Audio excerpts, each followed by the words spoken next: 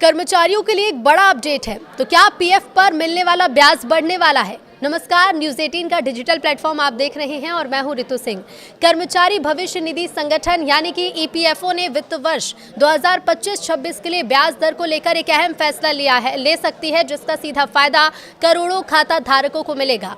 हर साल की तरह इस साल भी ईपीएफओ बोर्ड की बैठक में तय की गई ब्याज दर को सरकार की मंजूरी के बाद लागू किया जाएगा। नई दर लागू होने के बाद सदस्यों के पीएफ खाते में ब्याज की रकम जमा की जाएगी, जिससे रिटायरमेंट सेविंग्स में बढ़ोतरी होगी। ब्याज दर का फैसला महंगाई, निवेश, रिटर्न और आर्थिक हालात को ध्यान में रखकर किया जाता है, इसलिए कर्मचारियों की नजर इस ऐलान पर बनी हुई है। पीएफ पर निर्धारित की जाने वाली ब्याज दर कितनी हो सकती है, चलिए ये आपको बताते हैं। तो लंबे समय से लोगों को इंतजार है कि आखिर ईपीएफओ साल 2025-26 के लिए कितनी ब्याज दर निर्धारित करेगा।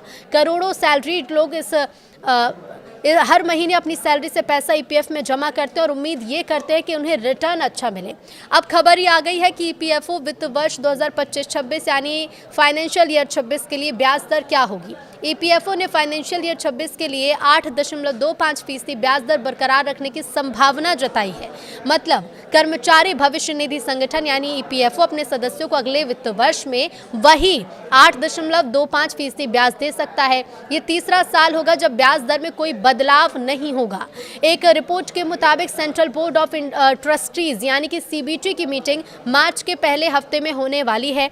इस मीटिंग में ब्याज दर का फैसला होगा। सूत्रों का कहना है कि ईपीएफओ इस बार 8.25% दर को जारी रखने की तरफ ही झुका हुआ है। पिछले कुछ महीनों में कई रिपोर्ट्स में ये कहा गया था कि ब्याज दर को थोड़ा कम कर 8 से 8.20% के बीच किया जा सकता है। इसका कारण था बॉन्ड यील्ड कम होना और पे आउट का बोझ पड़ना। ईपीएफओ अपना कोष यानी फंड सुरक्षित रखना चाहता है, इसलिए कुछ लोग कटौती की उम्मीद भी कर रहे थे। लेकिन अब ये लगता है कि राजनीतिक वजहों से दर नहीं बदलेगी। कई राज्य जैसे पश्चिम बंगाल, तमिलनाडु, असम, केरल और पुडुचेरी में आने वाले महीनों में चुनाव है।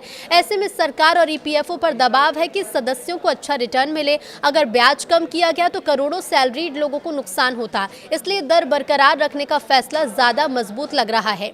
ईपीएफओ के सदस्यों के लिए अच्छी खबर है। अभी फाइनेंशियल ईयर 24 और फाइनेंशियल ईयर 25 में भी 8.25% ब्याज ही मिला है। ये दर टैक्स फ्री है, यानी कि 2.5 लाख तक का ब्याज पर टैक्स नहीं लगता।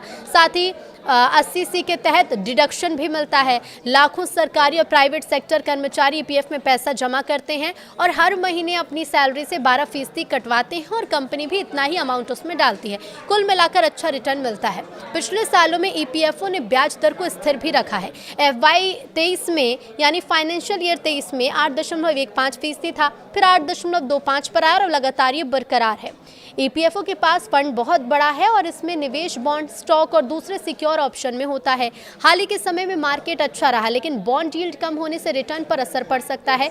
फिर भी ईपीएफओ ने कोष को सुरक्षित रखते हुए अच्छा बैलेंस बनाया। सीबीटी में ट्रेड यूनियन, सरकार और एम्प्लॉयर के प्रतिनिधि होते हैं और वो FIAC यानी कि finance investment and audit committee की सिफारिश देखते हैं। FIAC फरवरी के आखिरी हफ्ते में मिलती है और ब्याज दर का सुझाव देती है। उसके बाद सीबीटी फैसला लेती है। फैसले के बाद फाइनेंस मिनिस्ट्री की मंजूरी लेनी पड़ती है और आमतौर पर जुलाई-अगस्त तक ब्याज दर सदस्यों के अकाउंट में क्रेडिट हो जाता है। तो कुल मिलाकर अगर ईपीएफओ 8.25% पर अटल रहता है तो सदस्यों को राहत मिलेगी। ये दर अन्य निवेश जैसे फिक्स्ड डिपॉजिट से बेहतर है और सुरक्षित भी है। लेकिन आगे क्या होगा तो ये मार्च की मीटिंग पर ही डिपेंड करता है। फिलहाल खबरें तो यही कहती है कि दर नहीं बदलेगी, लेकिन ईपीएफओ के सदस्यों की सलाह है कि वो नियमित रूप से अपना पीएफ बैलेंस चेक करते रहें और रिटायरमेंट प्लानिंग में से शामिल रखें। ये छोटा सा बदलाव लंबे समय में बड़ा फर्क ला सकता है।